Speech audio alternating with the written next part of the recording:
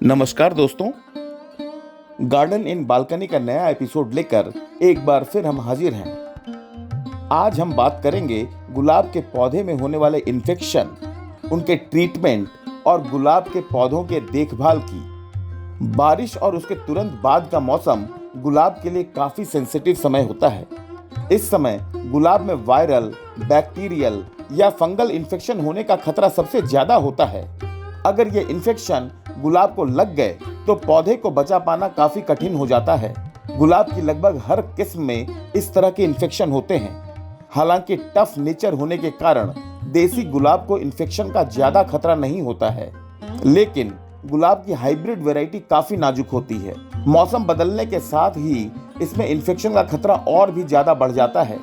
ऐसे में थोड़ी भी लापरवाही की गई तो गुलाब के पौधे को बचा पाना मुश्किल हो जाता है। तो आज हम आपको बताएंगे कि बरसात में और खासकर बदलते मौसम में गुलाब की देखभाल कैसे करें। आपसे रिक्वेस्ट है कि इस वीडियो को अंत तक जरूर देखिएगा, क्योंकि ये वीडियो 2 हिस्सों में है।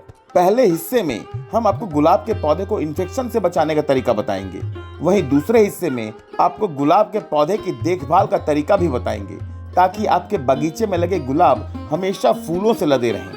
इसके साथ ही हम आपको देंगे ऐसी कई जानकारी जो गार्डनिंग करने में आपके काफी काम आएंगी। इसलिए वीडियो को बीच में छोड़कर मत जाइएगा, अंत तक जरूर देखिएगा। लेकिन इससे पहले कि हम आगे बढ़ें, आपसे रिक्वेस्ट है कि कृपया हमारे चैनल को सब्सक्राइब कर दीजिए और बेल आइकन भी दबा दीजिए, ताकि गार्डनिंग से रिलेटेड जो भी नया वीडियो हम डालें उसका नोटिफिकेशन आपको तत्काल मिल जाए। तो आइए देखते हैं गार्डन इन बालकनी का ये नया एपिसोड। गुलाब को फूलों का राजा कहा जाता है। इसकी सुंदरता का कोई जवाब नहीं होता। खिले हुए गुलाब को देखकर मन खुश हो जाता है, लेकिन मौसम बदलते समय, खासकर बरसात के मौसम में गुलाब पर मंडराने लगता है इन्फेक्शन का खतरा। गमले में लगे गुलाब के इन दोनों पौधों को देखिए। पौधे को देखते ही समझ में आ जाता है कि ये बीमार पड़ चुके हैं और इनकी हालत खराब हो गई है। पत्तियां पीली पड़ने लगी हैं, साथ ही कई पत्तियां करली भी हो गई हैं। इस पौधे पर लगी कली में भी ताजगी नहीं बची है। पौधे के ऊपर की कुछ पत्तियां हरी जरूर हैं, लेकिन नीचे से इसकी पत्तियां पीली पड़ती जा रही हैं। पीली पत्तियां सूखने भी लगी हैं। इसी तरह दूसरे गमले की पत्तियां भी पीले पड़ने लगी हैं। अब जरा इन पत्तियों के पिछले हिस्से को देखिए।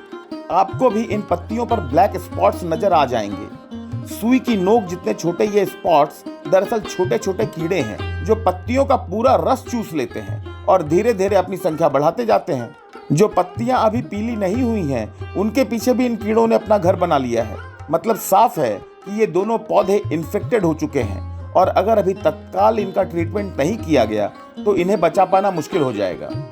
तो दोस्तों, आइए शुरू करते हैं इन पौधों का ट्रीटमेंट। सबसे पहले एक कटर लेकर उसे डेटॉल या सेवलॉन या फिर स्प्रीट से डिसइंफेक्ट कर लीजिए और फिर शुरू कीजिए सभी इन्फेक्टेड शाखाओं की कटिंग। पहले तो मैंने एक गमले में लगे पौधे की प्रूनिंग कर दी है और अब दूसरे गमले में कटिंग करता हूँ। ये देखिए, ब्लैक स्पॉट के रूप में इन पत्तों के पीछे चिपके छोटे छोटे कीड़े साफ नजर आ रहे हैं। इन्फेक्टेड ब्रांच की कटिंग करने के बाद पौधे के कटे हिस्से पर फंजीसाइड लगा देना चाहिए। इसके लिए मैं हल्दी पाउडर के पेस्ट को यूज कर रहा हूँ। अब सावधानी पूर्वक कटे हिस्सों पर फंजीसाइड या हल्दी लगा दीजिए, ताकि पौधे में आगे इन्फेक्शन होने का खतरा न रहे। इन्फेक्टेड ब्रांच को काटते समय जो पत्तियां गमले में गिर जाती हैं, उन्हें भी चुनकर गमले से बाहर निकाल दीजिए, क्योंकि इन पत्तियों के पीछे चिपके कीड़े दोबारा पौधे को इन्फेक्ट कर सकते हैं। हालांकि इतना करने के बाद भी गमले की मिट्टी में इन कीड़ों के कुछ अंडे बच्चे बचे रह जाते हैं। इसके साथ ही बरसात के मौसम में मिट्टी के गीला होने के कारण जड़ पर फंगल और वायरल इन्फेक्शन का भी खतरा रहता है। इसलिए गमले की मिट्टी को इनसे बचाने के लिए हल्दी पाउडर का यूज कीजिए। नॉर्मली 10 से 12 इंच के गमले में आधा चम्मच यानी करीब 2.5 ग्राम हल्दी पाउडर का इस्तेमाल किया जाता है। लेकिन अभी पौधे को फंगल इन्फेक्शन से भी बचाना है और मिट्टी में गिरे कीड़ों के अंडे बच्चों का भी खात्मा करना है। इसलिए मैं इनमें 1 चम्मच से ज्यादा हल्दी पाउडर यूज कर रहा हूँ। मैंने पहले दोनों गमलों में पौधों के चारों ओर अच्छी तरह से हल्दी पाउडर डाल दिया है। इसके बाद मैं इन गमलों की गुड़ाई कर रहा हूँ। हल्दी पाउडर डालने के बाद गुड़ाई अच्छे से करनी चाहिए, ताकि गमले की मिट्टी में हल्दी पाउडर अच्छी तरह से मिल जाए। इस काम में कभी भी जल्दबाजी मत कीजिएगा। मिट्टी की इस तरह गुड़ाई करनी चाहिए जिससे कि मिट्टी के हर हिस्से में हल्दी पाउडर मिल जाए और मिट्टी के जरिए पौधे तक इन्फेक्शन पहुंचने का खतरा पूरी तरह से खत्म हो जाए। इतना हो जाने के बाद पौधे पर किसी ऑर्गेनिक कीटनाशक का अच्छी तरह से छिड़काव कर दीजिए।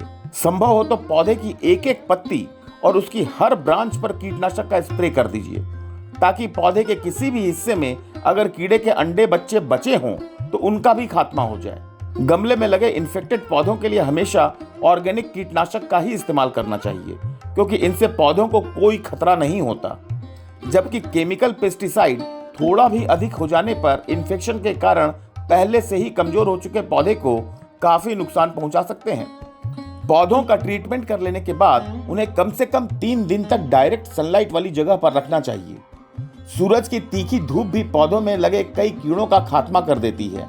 अब बात करते हैं गुलाब के पौधों की देखभाल की, ताकि पौधा हमेशा फूल से लदा रहे। अगर गुलाब का पौधा जमीन पर लगा है तो जमीन से ही वो अपनी जरूरत की काफी चीजें या पोषण हासिल करते रहता है। हालांकि इतना होने के बाद भी उसे खाद पानी देना चाहिए। लेकिन अगर बात गमले में लगे पौधे की हो तो उसे समय समय पर प्रॉपर खाद पानी देना काफी जरूरी है, और कम से कम उसे 4-5 घंटे तक डायरेक्ट सनलाइट में रखना भी काफी जरूरी होता है। गुलाब को जितना धूप मिल सके उतना ही अच्छा होता है, इसलिए गमले को हमेशा ऐसी जगह रखिए जहां उसे ज्यादा से ज्यादा धूप मिले। गर्मियों में गमले को सेमी शेडेड एरिया में रख सकते हैं, लेकिन जाड़े और बरसात में इसे खूब धूप चाहिए होता है। अब बात खाद पानी की। खाद से भी पहले बात करते हैं पानी की। एक बात आप अच्छी तरह से समझ लीजिए कि पानी पौधे के लिए जरूरी होता है, लेकिन पानी अगर ज्यादा पड़ जाए तो वो भी पौधे का दुश्मन बन जाता है। इसलिए गुलाब के गमले में पानी तभी डालिए जब उसकी मिट्टी की ऊपरी सतह सूख जाए, क्योंकि अगर मिट्टी लगातार गीली बनी रही तो पौधे में फंगल इन्फेक्शन हो सकता है या फिर कर्ली डिजीज हो सकती है। लेकिन मिट्टी इतनी भी नहीं सूखनी चाहिए कि जड़ों के पास से नमी ही खत्म हो जाए। अगर ऐसा हुआ तो गुलाब की जड़ सूखने लगेंगी और पत्तियां पीली पड़ जाएंगी। ऐसे में अगर तुरंत ध्यान नहीं दिया गया तो पौधा सूख भी सकता है। बरसात के मौसम में अक्सर बारिश के कारण गमले में पानी भर जाता है। इसी तरह जाड़े के मौसम में धूप की कमी के कारण भी मिट्टी जल्दी नहीं सूखती है। इसलिए इन दोनों ही मौसम में गुलाब को पानी से खतरा होता है। इसलिए सबसे अच्छा तरीका यह है कि गमले की मिट्टी हमेशा पोरस यानी भुरभुरी रखिए, ताकि गमले में पड़ने वाला एक्स्ट्रा पानी आसानी से ड्रेनिंग होल से निकल जाए। पानी के बाद बात आती है खाद की। गुलाब को एसिडिक नेचर की मिट्टी ज्यादा पसंद आती है, इसलिए इसमें समय समय पर वर्मी कंपोस्ट या गोबर की अच्छी तरह से सड़ी हुई खाद जरूर डाला कीजिए।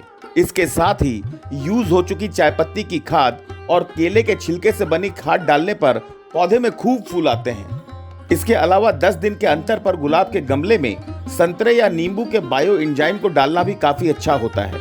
घर में खुद ही बायो एंजाइम बनाने का वीडियो मैं जल्दी ही अपने चैनल पर शेयर करने वाला हूँ। गुलाब के पौधे की ग्रोथ के लिए सबसे जरूरी चीज है गमले की मिट्टी।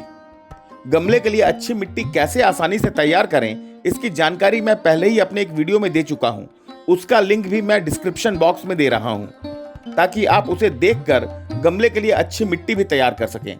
इसके अलावा गुलाब के पौधों को सब्जियों के छिलके से बने लिक्विड फर्टिलाइजर से भी काफी फायदा होता है। सब्जी के छिलके से लिक्विड फर्टिलाइजर बनाने का तरीका भी मैं अपने पहले के वीडियो में दिखा चुका हूं। उसका लिंक भी आप डिस्क्रिप्शन बॉक्स में देख सकते हैं। गुलाब के पौधे में केले के छिलके की खाद भी काफी काम आती है। इस खाद को आसानी से घर में ही तैयार करने का तरीका भी मैं अपने पहले की वीडियो में बता चुका हूं। उस वीडियो का लिंक भी डिस्क्रिप्शन बॉक्स में दिया हुआ है। अगर इस वीडियो से संबंधित कोई भी अतिरिक्त जानकारी आप लेना चाहें या इस वीडियो से संबंधित कोई भी सवाल आपके मन में हो तो प्लीज कमेंट बॉक्स में जरूर लिखिए। हमारी कोशिश होगी कि आपके हर सवाल का पूरा जवाब दे सकें। बालकनी गार्डन के अगले एपिसोड में हम आपको बताएंगे कि नर्सरी से लाए पौधों को घर में कैसे लगाएं, ताकि एक भी पौधा खराब न हो और हमेशा सुंदर फूलों और चमकदार पत्तों से लदा रहे। हम ये भी बताएंगे कि नर्सरी से लाए पौधों को घर में लगाने के बाद उनकी देखभाल कैसे करें, ताकि हर पौधा मजबूती के साथ बढ़ सके और आपके घर के बगीचे की शोभा बन सके। अगर आपको हमारा ये वीडियो पसंद आया हो तो कृपया इसे लाइक और शेयर जरूर कीजिए, ताकि गार्डनिंग के दूसरे शौकीनों को भी इसकी जानकारी मिल सके। इसके साथ ही अगर आपने अभी तक हमारे चैनल को सब्सक्राइब नहीं किया है तो आपसे रिक्वेस्ट है कि प्लीज इसे सब्सक्राइब जरूर कर लीजिए और बेल आइकन भी दबा दीजिए। तो दोस्तों, इंतजार कीजिए हमारे अगले वीडियो का, और तब तक के लिए हमें दीजिए इजाजत। नमस्कार, जय हिंद।